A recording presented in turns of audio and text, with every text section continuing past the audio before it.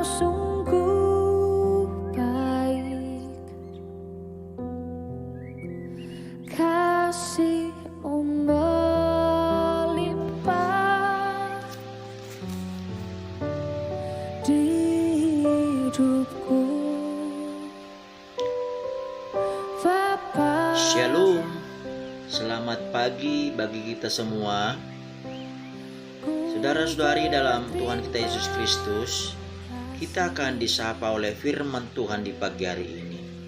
Namun sebelum kita mendengarkan firman Tuhan, mari kita terlebih dahulu berdoa. Tuhan, terima kasih untuk berkat yang indah yang Tuhan berikan di pagi hari ini.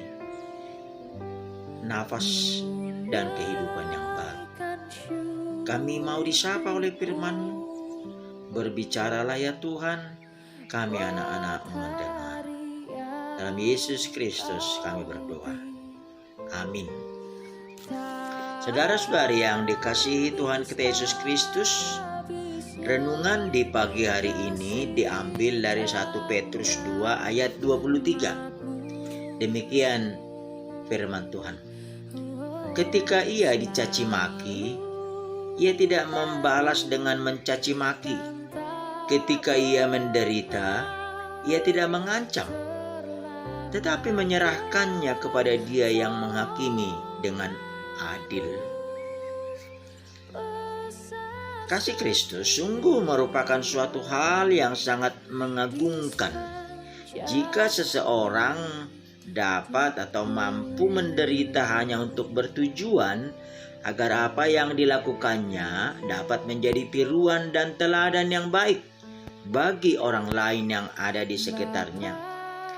Dia mau dan mampu tidak membalaskan sesuatu yang dituduhkan kepadanya, tidak menyerang balik orang yang menuduhnya, bahkan dia mengajak orang-orang yang di sekelilingnya melihat hal yang baik yang telah diperbuat.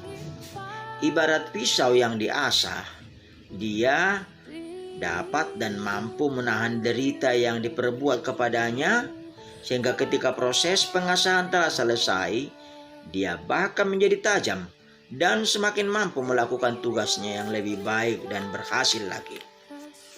Renungan firman Tuhan di pagi hari ini mengajak setiap orang percaya untuk berguru kepada Yesus Kristus, hamba Allah yang menderita.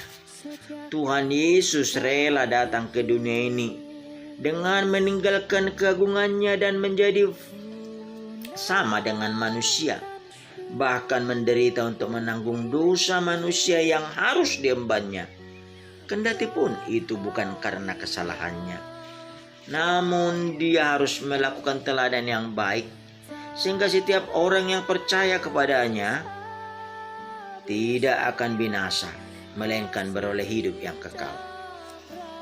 Kekasih Kristus, panggilan peneguhan seperti yang diamanatkan oleh Tuhan Yesus agar memperbuat seperti yang telah dilakukannya menjadi amanat agung bagi setiap orang percaya. Barang siapa yang hendak mengikut Yesus, dia harus menyangkal dirinya, memikul salibnya. Itulah penderitaan yang harus dipikul oleh setiap umat percaya, sehingga sekalipun dikejar, difitnah, dirajam, disesat, dan bahkan sampai dibunuh seperti umat pada jemaat mula-mula yang ada pada nats ini, yaitu di Roma karena kekejaman Kaisar Nero. Namun peneguhan melakukan kasih menjadi jawaban terhadap penderitaan tersebut. Panggilan untuk meneladani kasih Kristus menjadi tanggung jawab setiap orang percaya. Menjadi teladan berarti menghadirkan hidup yang dapat menjadi pola, patron atau model yang ditiru dan dipelajari sehingga dapat memahaminya. Banyak pergumulan yang dihidupi ketika harus menghadirkan keteladanan dalam hidup. Pengenalan dan introspeksi diri serta dapat membuahkan hasil yang lebih baik sehingga dapat mempengaruhi dan mengarahkan ke arah yang benar.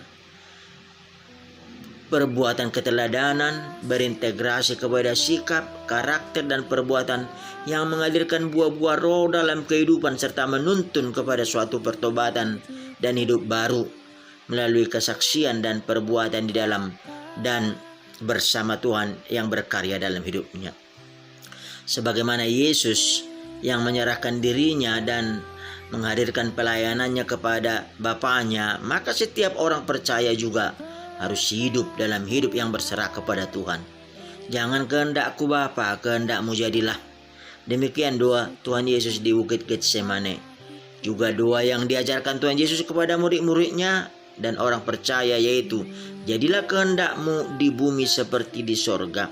Demikianlah kiranya orang percaya mengandalkan iman percayanya atas apapun yang dilakukan diperbuatnya, baik dalam situasi atau masalah apapun, baik suka maupun duka. Yesus telah menghadirkan dirinya menjadi sosok guru, model, patron keteladanan hidup melalui pelayanan dan dedikasi hidupnya. Melayani dan bukan dilayani menjadi komitmennya untuk meneguhkan setiap orang percaya melakukan perbuatan yang baik tanpa pamrih. Lakukanlah seperti yang kuperbuat kepadamu. Demikian peneguhan yang menguatkan dan memampukan untuk dapat menjadi saksi-saksi Kristus dalam setiap situasi atau peristiwa apapun yang dihadapi, dengan senantiasa menghadirkan Roh Tuhan yang berkuasa untuk meneguhkan hati dan menguatkan iman dalam menghadapi cobaan, godaan, dan bahkan menjadi pemenang. Kasih Kristus. Dengan demikian, apa kekuatan, apa peneguhan yang kita butuhkan agar kita tetap mengandalkan Tuhan dan mengandalkan Dia menjadi hakim yang adil dalam kehidupan kita? Untuk itu, penuhilah hidupmu dengan hidup yang kekal, your eternal life, pengharapan yang kekal. Dibutuhkan 5 bagian. Yang pertama yaitu energi. Biarlah kiranya kekuatan dari Tuhan melalui firman menjadi peneguh dan kekuatan yang prima dalam hidup kita. Yang kedua yaitu endurance. Biarlah kiranya daya tahan kita terima dari Tuhan melalui senantiasa hidup kita diberi pengharapan oleh Tuhan.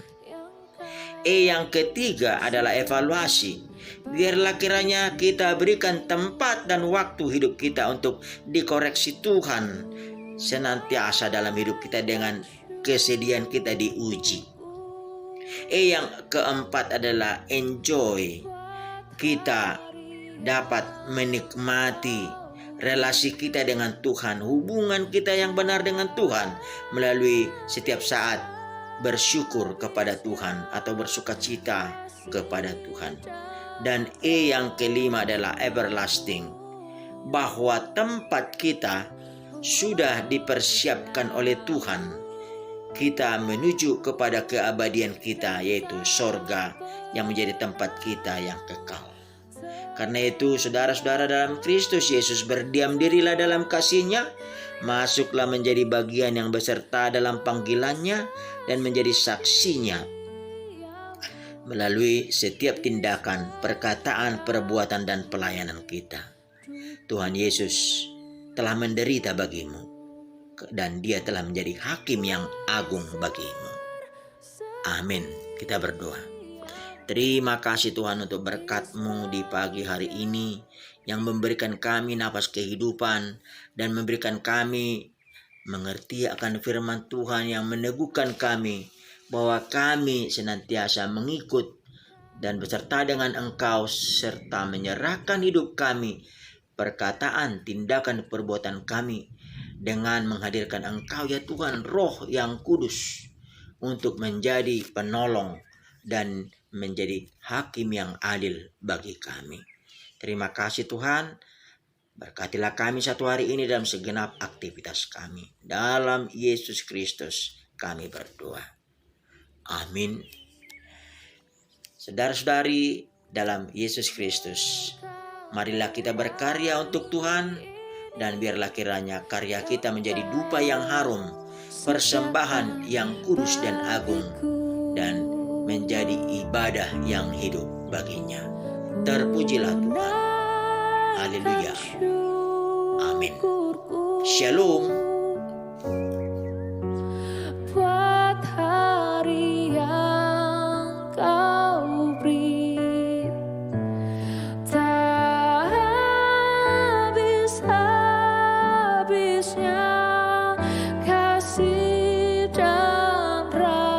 rahmatmu, selalu